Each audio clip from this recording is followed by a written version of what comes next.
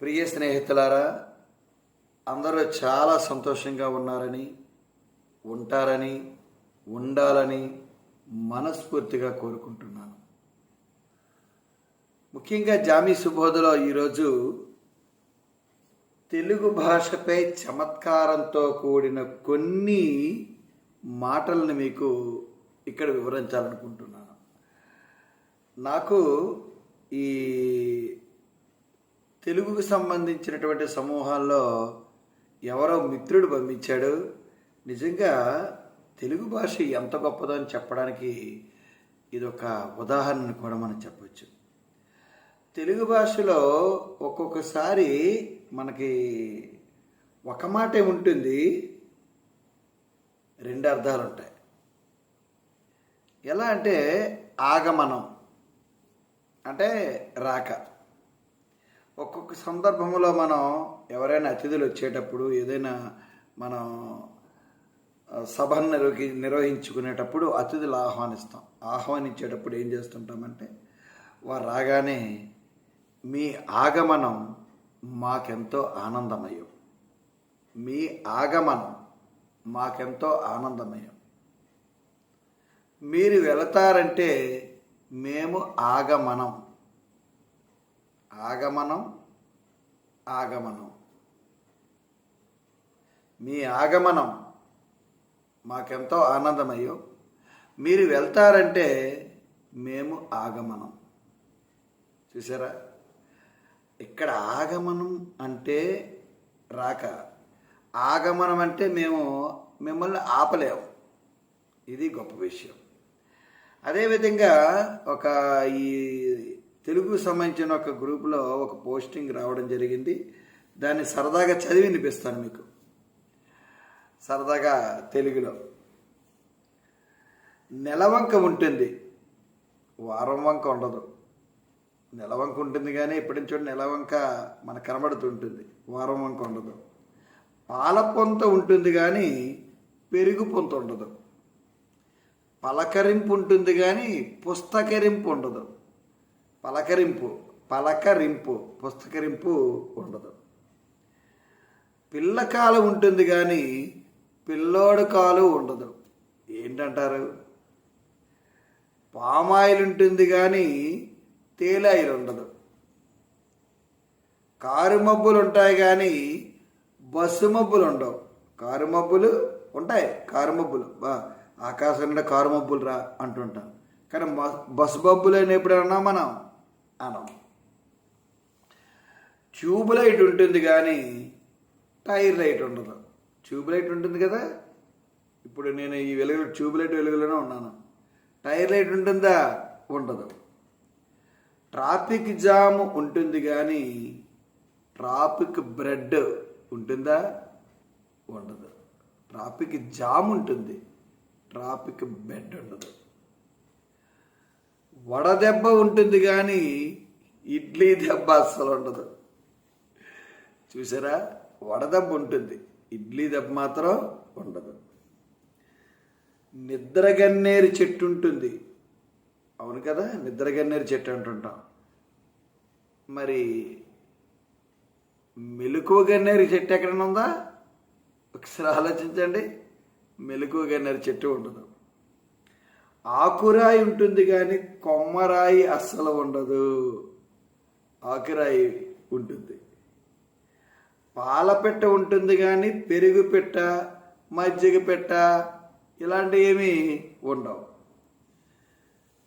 వడ్రంగ పెట్ట ఉంటుంది కానీ ఇంకో వృత్తి పెట్ట ఏమనుందా?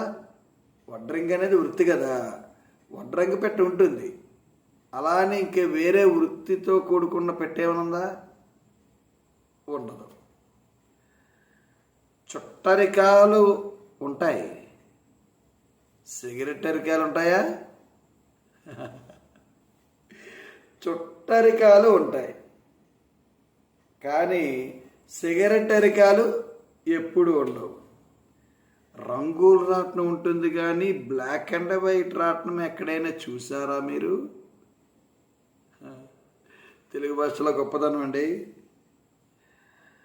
ఫైర్ స్టేషన్లో ఫైర్ ఉంది కదా, ఫైర్ స్టేషన్లో ఫైర్ ఉంటుంది, మరి పులిహోరలో పులి ఉంటుందా చెప్పండి? ఉండదు కదా. అలాగే నేతి బీరకాయలో నెయ్యి ఉంటుందా? అస్సలు ఉండదు. మైసూరు పాకలో మైసూరు ఉంటుందా? అస్సలు ఉండదు.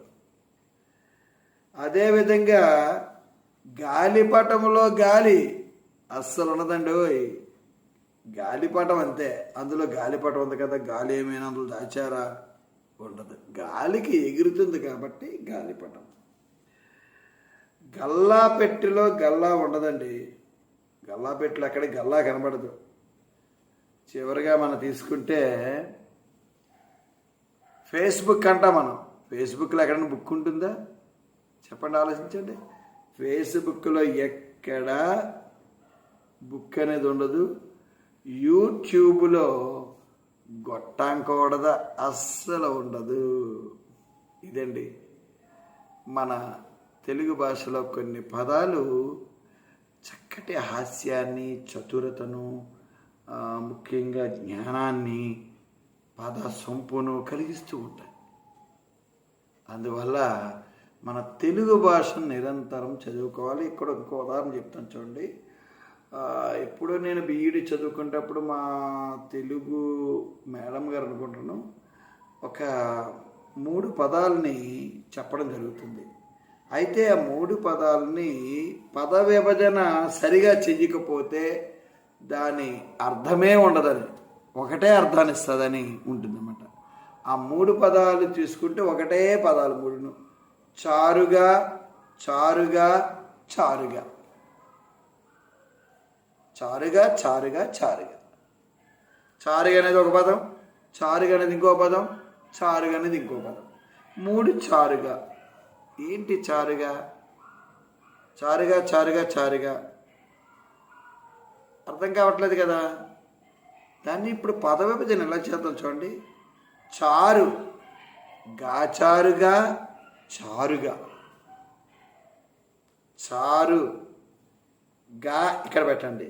చారు, గాచారుగా, చారుగా. అర్థమైందండి ఏమైనా? చారు అంటే రసం. మనం అన్నంలోని ముఖ్యంగా ఉత్తరాంధ్రలో రసము లేనిదే ముద్ద దిగదు. అన్నంలో వేసుకుంటాం కదండి, మన చింతపండుతో చేస్తారు రసం, చారు.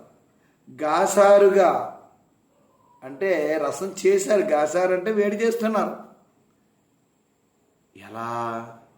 చారుగా, రుచిగా. చారు, గాసారుగా, చారుగా. అంటే ఈ పద విభజన సరిగా చేయకపోతే అర్థం కాదు. పద విభజన సరిగా చేస్తే గమ్మత్తైన అర్థం స్ఫురింపజేస్తుంది. ఇదండి గొప్పతనం, మన తెలుగు గొప్పతనం. ఇలాంటి పదాలు మరొక్కసారి చూద్దాం. మీకేమైనా తెలిస్తే ఖచ్చితంగా కామెంట్ బాక్స్లో కామెంట్ చేయండి. మీరు ఎక్కడి నుంచి చేస్తున్నారో కూడా నాకు తెలుస్తుంది, తెలియపరుస్తారు. మీరు చెప్పిన ఆ గొప్ప విషయాలు నాకు కూడా తెలియకపోతే నేర్చుకోవడం, నా పిల్లలకు అందించడం జరుగుతుంది. కాబట్టి వీడియోని చివరి వరకు చూసిన మీ అందరికీ హృదయపూర్వక ధన్యవాదాలు తెలియజేస్తున్నాను. మీరు ఒక్కసారి ఇంకా కొత్త కొత్త పదాలు ఏమైనా ఉన్నాయా, అలాంటి పదాలని మనం తీసుకోగలమా అనే ఆలోచన చేసుకుంటే చక్కగా ఒక్కసారి మనం ఒక పరిశీలన పెట్టుకుంటే పదాలు జరుగుతూ ఉంటాయి. పులిహోరలో పులి లేనట్టు ఎక్కడుంది? పులిహోరలో పులి ఎక్కడుంది? లేదు కదా. అలాగే మైసూరు పాకలో మైసూరు ఉండదు. ఇలా అవి సమస్యాపూర్ణాలు అవ్వచ్చు. ఇక్కడ సమస్యాపూర్ణాలు అంటే మరొక వీడియోలు చూద్దాం మనం. కాబట్టి చక్కటి తెలుగు మాటలు ఎంతటి ఆనందాన్ని ఇచ్చాయో మీ అందరికీ తెలుసు. ఒక్కోసారి మన చక్కగా ఆనందంగా నవ్వుకోవచ్చు. బాబా ఏమిట్రా ఇది అని అనిపిస్తూ ఉంటుంది చక్కగా. మంచి మంచి కొత్త కొత్త విషయాలు మనం నేర్చుకునే అవకాశం కూడా ఉంటుంది. తెలుగు భాష మాధుర్యాన్ని ఇంకా మరికొన్ని ఉదాహరణలు చెప్పుకుందాం. మరి సెలవు తీసుకుంటాను. మీ మిత్రుడు జామి సత్యనారాయణ.